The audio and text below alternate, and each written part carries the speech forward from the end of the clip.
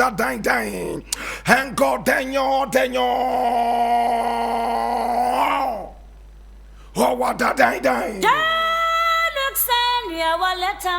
This is the voice of the Patriot, where we speak truth to power. Now here we don't criticize, but if we must, it would only be on one condition: to build and not to destroy. That is why we keep saying we are in the service of God and country.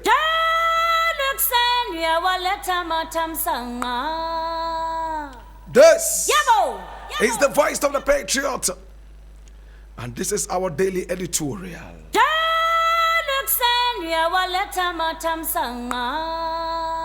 Now, the very first story we are looking at today is taken from My Joy Online, and it says petitions to remove EC OSP leadership fail after Chief Justice finds no prima facie case.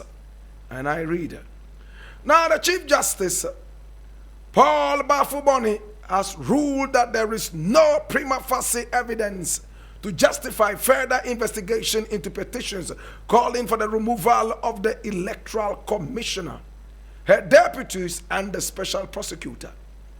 Now, this was confirmed by the Minister of Government Communications in a statement issued on Wednesday, February 18.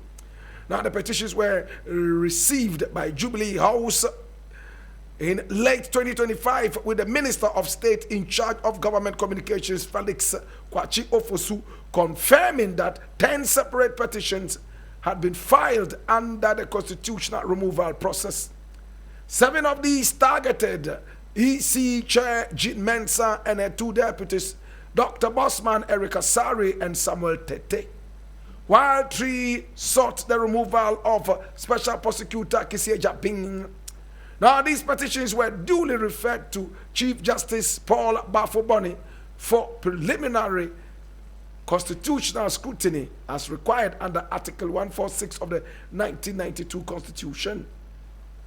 Now, the grounds cited by petitioners, including some lodged by an EC staff member, allege misconduct ranging from cronyism and abuse of office to gross incompetence that, in their view, had eroded public confidence in the institutions being targeted. Now, the petitioner against the EC leadership, Joseph Blanksin Edumaze, outlined a series of concerns about administration and integrity, although his exact complaints remain legally confined due to constitutional confidentiality provisions. However, after reviewing the petitions, the Chief Justice determined that no prima facie case existed to justify further investigations or the establishment of a formal inquiry committee. Now, the constitutional threshold must be met before a 5-member tribunal can be constituted to investigate allegations of stated misbehavior, incompetence, or incapacity. The only grounds on which such office holders can be removed are these. Since the test was not met, the process effectively ends with the Chief Justice's decision. That is the common constitutional procedure under Article 146.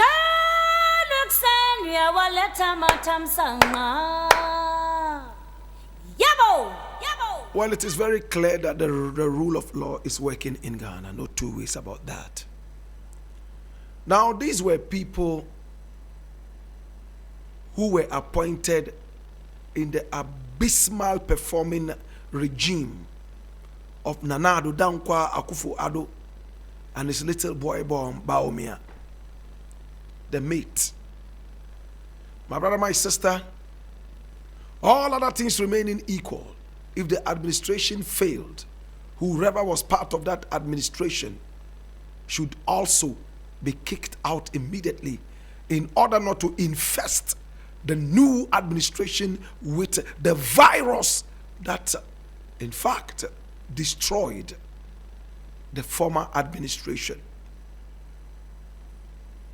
Now, if there were viruses that plagued the Nana Addo Bawumia government, they should not be entertained in this government. But the rule of law is still working. President Mahama is a whole different president. He has told himself that as long as we continue to hold on to the label of Ghana as Ghanaians, every Ghanaian is a potential appointee. It doesn't matter whether they are part of his party, the NDC, or not. After all, we are first Ghanaians. What a president. Now, when you look at it, a lot of appointees of the former regime are still in office. Unlike when Nana Addo Dankwa Akufo-Addo came into power, the EC was the first to be sacked. We all remember Charlotte Osei. She was kicked out and chopped off like a bad habit. My brother, my sister, the president, John Dramani Mahama, is capable of manipulating all the underpinnings that can remove all these people. After all, as Ghanaians, we all know how such schemes can be done. Now, in the scheme of things, right now, my brother, my sister, it doesn't look like it is the priority of the president to witch hunt. The president is more than just interested in seeing Ghana work again. He wants to leave a legacy. So many Ghanaians are calling for the head of the OSP. They claim that he is incompetent.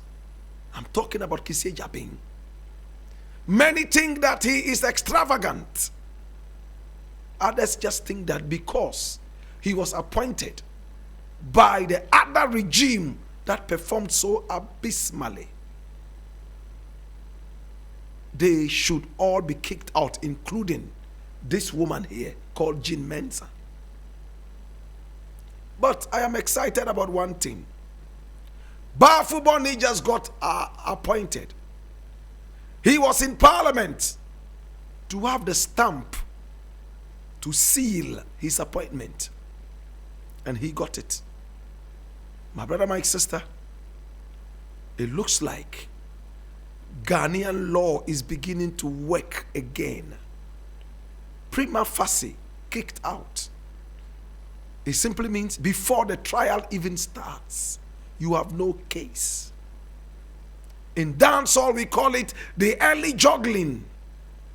The main juggling is yet to come. Yet even in the early juggling, you have failed. Could this be ghost hunting? My brother, my sister, I am happy for our laws in Ghana. And I am happy for the judiciary. If we continue like this, my brother, my sister, we will end that virus plague of having to remove everybody, and underline the word everybody, from a previous government once a new government takes over. It's a sickness. We even see party foot soldiers chase appointees of the former regime out of offices. Sometimes they even steal from the office. They loot from the offices. And we saw that happen at Ablekuma. We saw it happen to Ursula Owusu. We saw it happen in different regimes. It's not a lawless country. The fact that your party is in power does not give you any power to go around and disappoint, or better still, unappoint any appointee of the last regime. My brother, my sister, congratulations to the President, John Dramani Mahama. Congratulations to the judiciary. And congratulations to Jean Mensa. And also the OSP's Kissie Jabing. It tells you that Ghana can work again. It tells you that more petitions could come up. Just prepare yourself. Anything can happen. But we can trust the judiciary to do the legal work. I leave it here.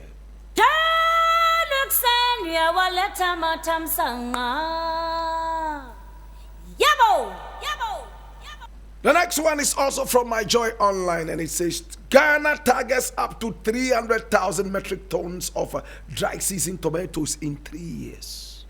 And this is John Dumelo talking. And I read, Ghana plans to produce between 200,000 and 300,000 metric tons of tomatoes within the next 2 to 3 years, particularly during the dry season, as part of efforts to reduce imports.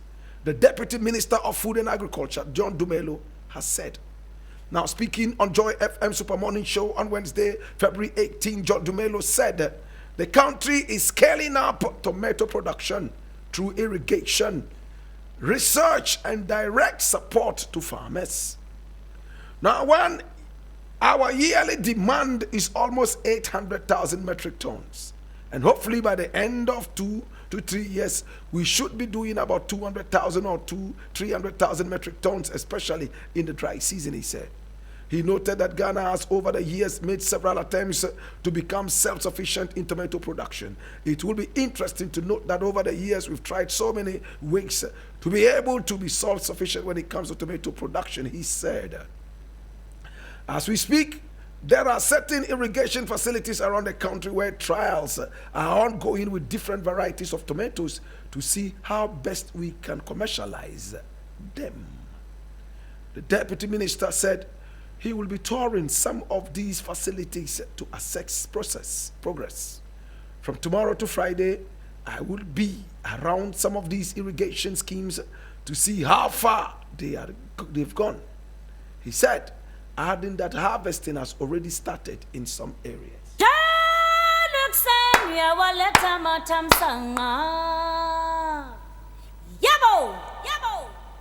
The president is a cocoa farmer. He has 5 acres of cocoa. Now that there is a price drop for cocoa, the president is also suffering. My brother, I applaud the president for a former president to be that decent, to say, you know what, I will not steal. I will earn my money the same hard way. We are encouraging others too. African leaders normally get rich through stealing. It might not be highway robbery, but it is still stealing. My brother, my sister, I am encouraged by the president. A cocoa farmer, 5 acres. Where the president comes from, there's no cocoa. There has never been cocoa in Bole. If they try to plant cocoa there, in fact, it will become beans. But the president is into cocoa farming. Why not share nut farming? But cocoa farming. My brother, my sister, he has a special passion for cocoa. Maybe he's trying to get into share nut farming as well. But do we actually farm share nuts? These are crops that are not planted.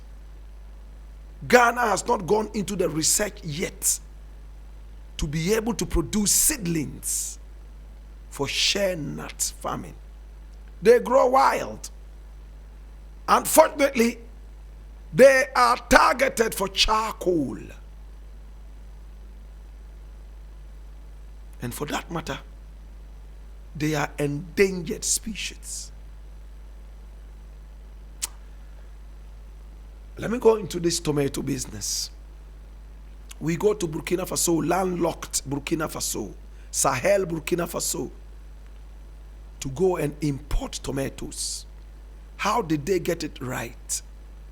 And we are still grappling with insufficiency in cocoa production. I beg your pardon, tomato production. Can anybody tell me? How did Burkina Faso get it right? Is it that they don't eat tomatoes? They just produce that and send to us. Now the danger is looming. Burkina Faso now has tomato producing factories. Better still, tomato processing factories. Huge ones in Burkina Faso.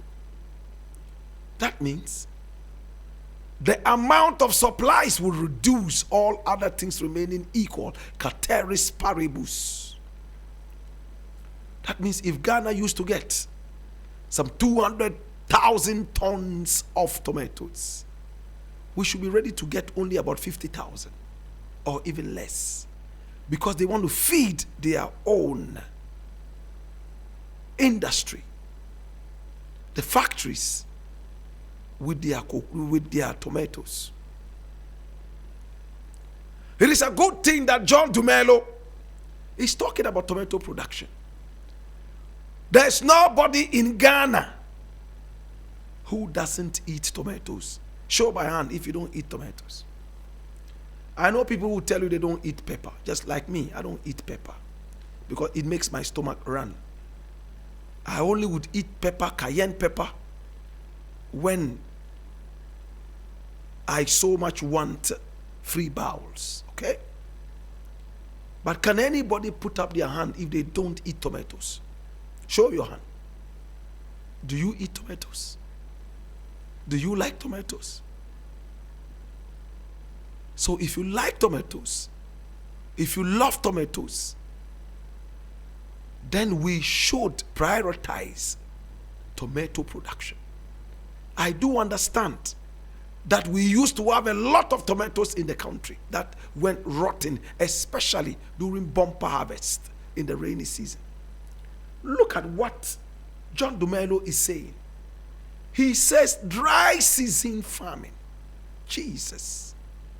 That is a beautiful thing. It's a beautiful target. Hey, it's a beautiful target. Because during the rainy season, we have tomatoes in abundance. About 50 pieces of tomatoes can go for just 10 cedis, 50 cedis. Yet when the dry season comes, 2, 3 tomatoes, you will have to pay 50 cedis for that. True?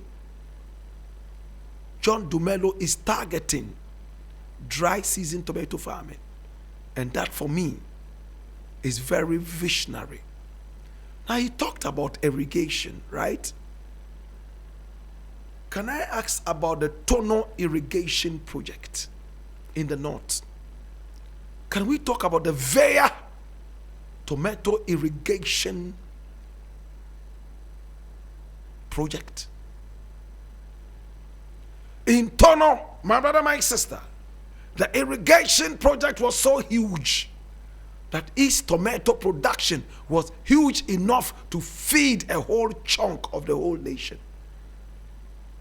But with time, we relegated it to the background. Machines became very obsolete, archaic, outlandish. And they totally went rusty. How about the Veya project, VEA? Both in the upper east region of Ghana. What happened to Tono? What happened to Veya? What happened to all the wonderful industries and factories that Nkrumah put up in the north strategically? If tomato can be produced in the Sahel areas like Burkina Faso, Nkrumah looked at this and decided to plant those tomato factories in Ghana, close to the Sahel, Bolgatanga, and such other places. Navrongo, that's where Tono is. I would like to say thank you so much to John Dumelo. This is very visionary, and to all the proponents of this vision, please don't just give us words. Go out there, make sure that the irrigation pipes are all working, make sure water is flowing through them, and please employ the youth so that this can work. It is time to talk patriotism. And when you are employed, please work. Don't be foolish. Don't go and sit down there and say it's a government project. You are wise. You sleep under the trees. Sometimes you don't even go. And you leave the machines to the vagaries of the weather. In no time, you are being paid for doing nothing. And the machines will deteriorate We have a problem in Ghana like that. People pretend to work and employers pretend to pay them. At the end of the day, we both lose. Let's support our country. Let's support the government. Let's make Ghana the country that the president is envisioning. At this point, I have no more words to share with you. Remember, our slogan is simple. Our country, and you respond, or nothing. Our country, or nothing. And in French, we say notre pays, and you respond, ou rien. Notre pays. Luxembourg, waleta matam sanga.